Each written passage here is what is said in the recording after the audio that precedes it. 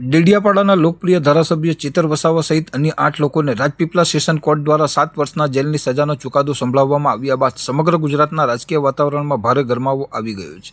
આ ચુકાદાને રાજકીય કિન્નાખોરી અને અન્યાયપૂર્ણ ગણાવીને આમ આદમી પાર્ટી વિવિધ આદિવાસી સંગઠનો તેમજ સામાજિક આગેવાનો દ્વારા રાજ્યભરમાં ઠેર ઠેર વિરોધ પ્રદર્શન અને સમર્થન કાર્યક્રમો યોજીને આક્રોશ વ્યક્ત કરવામાં આવી રહ્યો છે, જેની વ્યાપક અસરના ભાગરૂપે શનિવારે ભરૂચ શહેરના ઐતિહાસિક રેલવે સ્ટેશન સર્કલ ખાતે પણ ચેતર વસાવાના સમર્થનમાં એક વિશાળ સમર્થન માર્ચનું આયોજન કરવામાં આવ્યું હતું। આ કાર્યક્રમમાં મોટી સંખ્યામાં આદિવાસી મહિલાઓ, આમ આદમી પાર્ટીના વરિષ્ઠ હોદ્દેદારો, કાર્યકરો અને સામાજિક સંગઠનોના અગ્રણીઓ હાથમાં સરકાર વિરોધી સૂત્રો લખેલ પોસ્ટરો અને બેનરો સાથે રેલવે સ્ટેશન સર્કલ ખાતે એકત્રિત થયા હતા।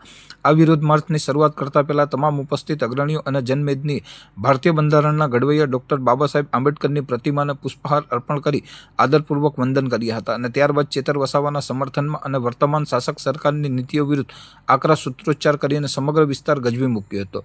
આ આયોજન અંગે વિગતવાર માહિતી આપતા સૂત્રોએ જણાવ્યું હતું કે આયોજકો દ્વારા આ શાંતિપૂર્ણ સમર્થન માર્ચ માટે સ્થાનિક વહીવટીતંત્ર પાસે અગાઉથી કાયદેસરની પરવાનગી માંગવામાં આવી હતી, પરંતુ તંત્ર દ્વારા છેલ્લી ઘડી સુધી કોઈ મંજૂરી આપવામાં આવી ન હતી। પરવાનગી ન મળી હોવા છતાં કાર્યકરો વિરોધ કરવા અડગ રહેતા શહેરમાં કાયદો અને વ્યવસ્થાની સ્થિતિ વણસે નહીં તે માટે ભરૂચ એ ડિવિઝન પોલીસનો મોટો કાફલો ઘટના સ્થળે તૈનાત કરી દેવામાં આવ્યો હતો। વિરોધ પ્રદર્શન કરી રહેલ કાર્યકરોની આ માર્ચ આગળ વધે તે પૂર્વે જ પોલીસે કડક વલણ અપનાવીને અગ્રણી નેતાઓ અને સક્રિય કાર્યકરોની અટકાયત કરવાની શરૂઆત કરી દીધી હતી અને તમામને સરકારી વાહનોમાં બેસાડી એ ડિવિઝન પોલીસ સ્ટેશન ખાતે લઈ જવામાં આવ્યા હતા।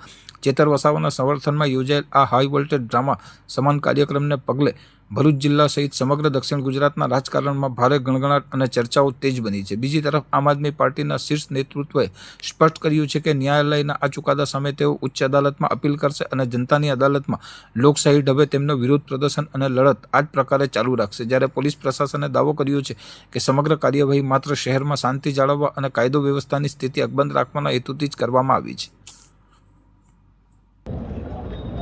તાજેતરમાં જ ધારાસભ્ય શ્રી ચૈતરભાઈના વિરુદ્ધની અંદર જે કોર્ટનો ચુકાદો આવ્યો છે, ચૈતરભાઈ અને અન્ય જે 8 લોકોને જે 7 વર્ષની સજા અને દંડની જે જોગવાઈ કરવામાં આવી અને અત્યારે હાલમાં ચૈતરભાઈ બરોડા સેન્ટ્રલ જેલમાં બંધ છે, પરંતુ આ એક ગુજરાતની જનતા જે દુઃખની લાગણી અનુભવી રહ્યું છે। ચૈતરભાઈ કોઈ દિવસ ઝૂકવાના નથી। અમે ચૈતરભાઈની સાથે છે। ચૈતરભાઈ જ્યારે અમને જરૂર પડી છે ત્યારે ગુજરાતની જનતા સાથે ઊભા રહ્યા છે। આગામી દિવસોની અંદર ચૈતરભાઈ માટે અમે ન્યાય માટે હાઈકોર્ટમાં પણ જઈશું, સુપ્રીમ કોર્ટમાં પણ જઈશું। એમના કેસની અંદર વારંવાર ભારતીય જનતા પાર્ટી એમને કેવી રીતે જેલની અંદર રાખી શકાય, એમનું પદ કેવી રીતે જાય ધારાસભ્યનું, એવા સતત પ્રયત્ન ભારતીય જનતા પાર્ટી કરતી આવી છે અને એના જ ભાગરૂપે આ સજા પણ આજે સંભળાવવામાં આવી છે, પરંતુ અમે આના ઉપર સ્ટે લાવવાનો પૂરેપૂરો પ્રયત્ન કરીએ છીએ। ચૈતરભાઈ એક સમાજના કોઈ આગેવાન નહોતા, એ ગુજરાતની જનતાના આગેવાન હતા। ગુજરાતની જનતા એમની સાથે છે। આપણે સૌએ જોયું, વિદ્યાર્થીઓ માટે પણ એમને અવાજો ઉઠાવ્યા છે, એમને ખેડૂતો માટે અવાજ ઉઠાવ્યા છે, મહિલાઓ માટે અવાજ ઉઠાવ્યા છે અને જે કર્મચારીઓ છે એ લોકો માટે પણ અવાજ ઉઠાવ્યા છે। એટલે જ ભારતીય જનતા પાર્ટીના પેટની અંદર તેલ રેડાયું અને એમને જેલની અંદર નાખવાનું કાવતરું આ ભારતીય જનતા પાર્ટીએ કર્યું છે। ગુજરાતની જનતાને જોઈ રહી છે, ગુજરાતની જનતા ઓળખી ગઈ છે કે ભારતીય જનતા પાર્ટી તાનાશાહી કરે છે। આ તાનાશાહી બંધ કરે અને ગુજરાતની જનતાને ન્યાય મળે એવી અમે આશા રાખીએ છીએ। અસ્તુ ભારત માતા કી જય।